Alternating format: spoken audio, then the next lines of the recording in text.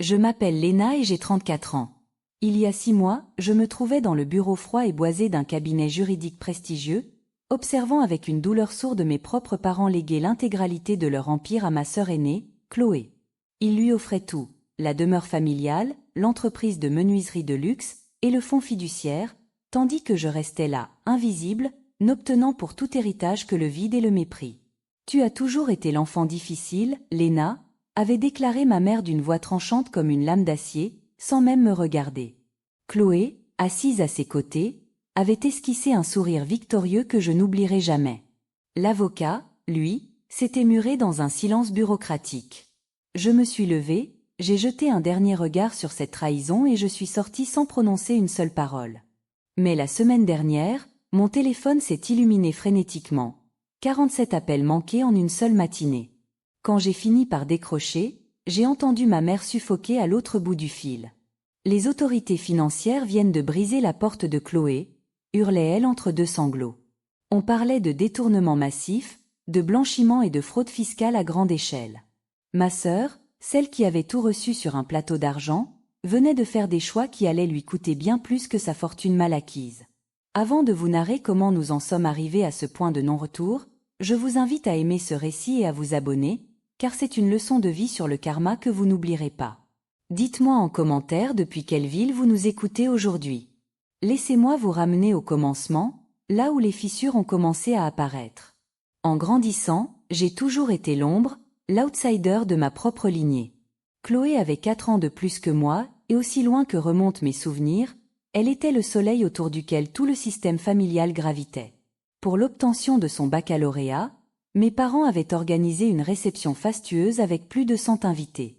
4 ans plus tard, quand j'ai obtenu mon diplôme avec les félicitations du jury, nous sommes simplement allés manger une pizza rapide dans une enseigne de quartier. Juste nous 4, dans un silence pesant. Quand Chloé a décidé de rester à la maison pour aider mon père dans son atelier de menuiserie haut de gamme près de Wrocław, ils lui ont offert un véhicule de sport et loué un pantouse luxueux au centre-ville. Le jour où j'ai annoncé mon admission à la prestigieuse école des hautes études commerciales de Varsovie pour étudier la finance, ma mère a simplement soupiré. « Nous ne pourrons pas t'aider pour ton installation dans la capitale, Léna. Tu dois comprendre que les ressources de la famille sont mobilisées pour stabiliser l'avenir de Chloé ici. » J'ai compris. Sans un mot de reproche, j'ai contracté un prêt étudiant massif, j'ai cumulé 2 emplois de serveuse la nuit et j'ai achevé mon cursus avec une moyenne exceptionnelle. Mes parents n'ont pas fait le déplacement pour ma remise de diplôme. On ne peut pas fermer la boutique tout un week-end pour une simple cérémonie, s'était justifié ma mère par téléphone. Le même week-end, Chloé publiait des photos d'elle dans un vignoble privé en Toscane. Je me suis installée définitivement à Varsovie, gravissant les échelons dans un cabinet d'audit réputé. Je remboursais mon prêt centime après centime, seule contre le monde. J'appelais à la maison chaque dimanche par devoir, j'envoyais des cartes pour chaque anniversaire, je revenais pour les fêtes quand mon budget me permettait le billet de train. Mais chaque conversation suivait le même script monotone. « Comment va Chloé ?» demandait systématiquement ma mère avant même de me saluer. Elle me décrivait le labeur harassant de ma sœur au sein de l'entreprise familiale, alors que je savais pertinemment qu'elle passait ses journées à faire du shopping. Le message était limpide, Chloé était celle qui était restée, Chloé était celle qui comptait. J'étais l'étrangère qui était partie. 2 ans avant cette fameuse réunion chez le notaire, j'avais tenté une dernière fois de les protéger. Ma mère m'avait appelé en panique au sujet d'une échéance fiscale complexe. « Léna, tu es experte comptable, jette un œil à nos registres, nous sommes perdus. » J'ai fait le voyage ce week-end-là, payant mon essence sur mes propres économies. Assise à la table de la cuisine, entourée de factures éparpillées, j'ai remarqué une anomalie flagrante. Plusieurs retraits en espèces totalisant près de 75 000 € sur l'année écoulée. Aucune pièce justificative, aucune facture, juste des annotations griffonnées de la main de Chloé sous la mention divers. Quand j'ai interrogé ma mère à ce sujet, son visage s'est durci instantanément. « Ce sont des affaires internes à l'entreprise, Léna. Ne commence pas à fouiller là où tu n'as rien à faire. » Chloé était alors entrée dans la pièce, les bras croisés. « Tu te prends pour qui ? À fouiner dans nos comptes privés. Maman m'a demandé de l'aide pour les impôts, Chloé. Si le fisc réalise un audit, Vous allez avoir de graves problèmes avec ces 75 000 € volatilisés. C'est une obligation légale de justifier ces flux. Ma mère s'est alors levée brusquement. C'est pour ça qu'on ne te demande jamais rien, Léna. Tu crées toujours des problèmes là où il n'y en a pas. Tu es d'une paranoïa maladive. J'ai refermé mon ordinateur en silence et je suis repartie pour Varsovie le lendemain matin. Je m'étais promis de ne plus jamais m'immiscer dans leurs affaires. En mars dernier, j'ai reçu un courrier électronique formel du cabinet Vallon. L'objet était clair. Réunion de famille impérative pour l'organisation de la succession. Mon père avait 65 ans et se portait comme un charme, ma mère courait ses 10 kilomètres quotidiens à 62 ans. Pourquoi parler d'héritage maintenant? J'ai tenté de joindre Chloé, qui m'a ignorée. Ma mère a été évasive. On doit juste régler quelques détails administratifs, soit la vendredi à 10 h à Wrocław. Ne sois pas en retard. J'ai pris un jour de congé, j'ai fait les 4 heures de route, l'esprit en alerte. Je me demandais s'ils allaient enfin reconnaître ce qui était écrit dans le testament de ma grand-mère Marguerite, décédée 5 ans plus tôt. Marguerite était une femme d'une brillance rare. Elle avait bâti un fonds de placement durant des décennies de gestion avisée. Lors de ses obsèques, son notaire de l'époque avait mentionné un partage équitable entre ses 2 petites filles, mais mes parents avaient pris les rênes de la succession sous prétexte que j'étais trop occupée à Varsovie. J'étais trop accablée par le deuil pour poser des questions. J'espérais que ce vendredi serait le moment de la justice. Arrivée au cabinet Vallon, j'ai été conduite dans une salle de conférence aux parois de verre. Mes parents et Chloé étaient déjà là, attablés autour de tasses de café, riant avec l'avocat comme s'ils étaient de vieux amis. Personne ne m'attendait. Maître Vallon a raclé sa gorge et a ouvert un dossier épais. Nous sommes réunis pour valider la redistribution des actifs familiaux selon le souhait de Vincent et Hélène. Le verdict est tombé comme un coup près. La résidence principale estimée à 1 million d'euros, l'atelier de menuiserie et l'intégralité du fonds de Marguerite allaient être transférés en propriété exclusive à Chloé. L'avocat s'est arrêté de lire, cherchant mon nom dans le document, avant de murmurer « Aucune attribution n'est prévue pour Léna à ce stade ». Le silence qui a suivi était glacial. Ma mère a pris la parole avant que je puisse réagir. C'est la solution la plus pragmatique, Léna. Chloé est ici, elle fait vivre l'entreprise. Toi, tu as fait ta vie ailleurs. Tu n'as pas besoin de cet argent, tu as une brillante carrière à Varsovie, n'est-ce pas? J'ai regardé mon père, Vincent, qui évitait soigneusement mon regard. Papa, tu es d'accord avec ça? Chloé a fait ses preuves, Léna. Nous avons besoin de stabilité pour l'entreprise. C'était le mot de trop. La stabilité. J'ai pensé à tous ces dimanches travaillés, à mon prêt que je remboursais seul, à leur indifférence systématique. Très bien, ai-je répondu avec un calme qui les a déconcertés. Félicitations Chloé. J'espère que tu sauras gérer ce cadeau mieux que tes notes de frais. Je suis sortie du bureau sans verser une larme. Mais en arrivant chez moi à Varsovie, une intuition m'a poussée à fouiller mes archives numériques. Je savais que l'ancien notaire de ma grand-mère m'avait envoyé une copie de courtoisie du testament original il y a 5 ans. J'ai retrouvé l'email, enfoui sous des milliers de messages professionnels. Il contenait un PDF de 23 pages. J'ai fait défiler le jargon juridique jusqu'à la section 7, répartition du fonds Marguerite. Mon sang n'a fait qu'un tour. Le texte était sans équivoque. Le fonds d'investissement de 400 000 € devait être divisé en parts strictement égales entre Léna et Chloé, avec une clause de versement obligatoire sous 90 jours après le décès.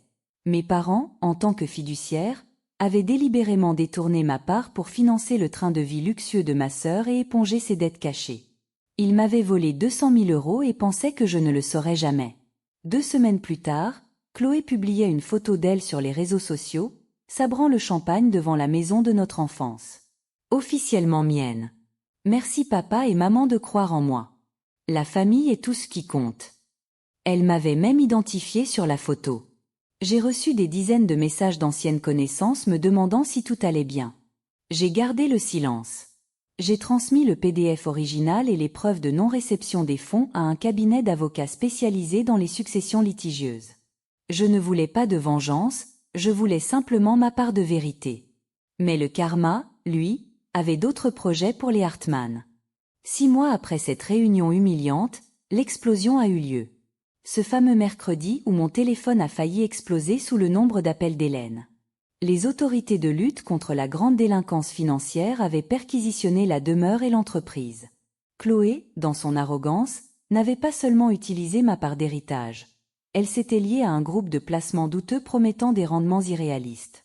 Elle avait injecté près d'un demi-million d'euros, incluant l'argent de Marguerite et les réserves de l'entreprise, dans ce qui s'est avéré être une vaste pyramide de Ponzi internationale. Pire encore, pour masquer les pertes, elle avait falsifié les signatures de mon père sur des documents bancaires officiels. Ma mère était au bord de la rupture nerveuse. « Léna, tu dois nous aider. Tu connais ces procédures, tu travailles dans l'audit. Explique-leur que Chloé est innocente, qu'elle a été manipulée. » « Maman, je ne peux rien faire. Je suis auditrice, pas avocate pénaliste. Et d'après ce que je lis dans la presse locale, les preuves sont accablantes. Chloé a transféré des fonds vers des comptes offshore. Mais c'est ta sœur. Justina, pardon, Léna, aide-nous. Ton père risque de tout perdre, la maison va être saisie pour rembourser les créanciers. J'ai fermé les yeux un instant. Il y a 2 ans, je vous ai alerté sur les irrégularités de 75 000 euros. Vous m'avez traité de paranoïaque. Vous avez choisi de me bannir de la famille pour protéger ses secrets. Aujourd'hui, vous récoltez ce que vous avez semé. Mon père a tenté de me parler le lendemain. Sa voix était éteinte, brisée. Léna, s'il te plaît, témoigne au moins de la bonne moralité de ta sœur. Papa, la moralité n'a aucun poids face à des relevés de comptes falsifiés.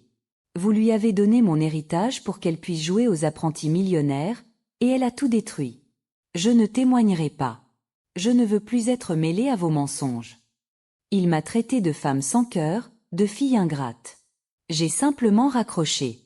Je n'étais pas cruelle, j'étais enfin honnête envers moi-même. J'ai cessé d'être le distributeur automatique d'empathie d'une famille qui ne m'en avait jamais donné. L'affaire a fait grand bruit dans les médias régionaux. Chloé a évité la prison ferme grâce à un accord de coopération, mais elle a été condamnée à une amende record et à des travaux d'intérêt général massifs. La demeure familiale a été vendue aux enchères, tout comme l'atelier de menuiserie. Mes parents se sont retrouvés dans un petit appartement de location, déchus de leur prestige social. C'est à ce moment-là que ma procédure judiciaire pour le détournement de l'héritage de Marguerite a abouti. Le tribunal a ordonné la restitution de mes 200 000 euros, prélevés sur ce qui restait des actifs familiaux avant la saisie totale. Quand j'ai reçu le virement sur mon compte en octobre dernier, je n'ai ressenti ni joie, ni triomphe. Juste un immense soulagement. Cet argent, qui m'était dû depuis 5 ans, a servi à solder mon prêt étudiant et à financer l'apport pour mon propre appartement sur les hauteurs de Varsovie. Mais j'ai décidé de faire plus. J'ai contacté mon ancienne école et j'ai créé la Bourse Marguerite, destinée aux étudiants brillants mais démunis de leur propre famille. J'ai investi 50 000 euros pour aider ceux qui, comme moi autrefois, doivent travailler la nuit pour pouvoir étudier le jour. C'était ma façon d'honorer la mémoire de ma grand-mère. Aujourd'hui, ma vie est sereine. Je me lève chaque matin dans un foyer qui m'appartient vraiment, construit sur la vérité et non sur le paraître. Ma mère m'appelle parfois, ses messages sont courts, hésitants. Je lui réponds poliment, mais la distance est là, infranchissable. Chloé m'a envoyé un long email il y a 3 mois, me demandant de lui prêter de l'argent pour recommencer à zéro. J'ai laissé son message dans le dossier des archives, sans y répondre. J'ai appris que poser des limites n'est pas un acte de haine, mais un acte d'amour envers soi-même. On ne peut pas sauver des gens qui sont prêts à vous noyer pour rester à la surface. Si ma traversée du désert peut vous apprendre une chose, c'est que votre valeur ne dépend jamais du regard de ceux qui refusent de vous voir. La justice finit toujours par trouver son chemin, même s'il est sinueux. Je n'ai plus de grande demeure de famille à Wola Justowska, mais j'ai une dignité que personne ne pourra plus jamais me voler. Merci de m'avoir écouté. Prenez soin de vous, protégez vos limites, et n'oubliez jamais que vous êtes l'architecte de votre propre destin. À bientôt pour un prochain récit de vie.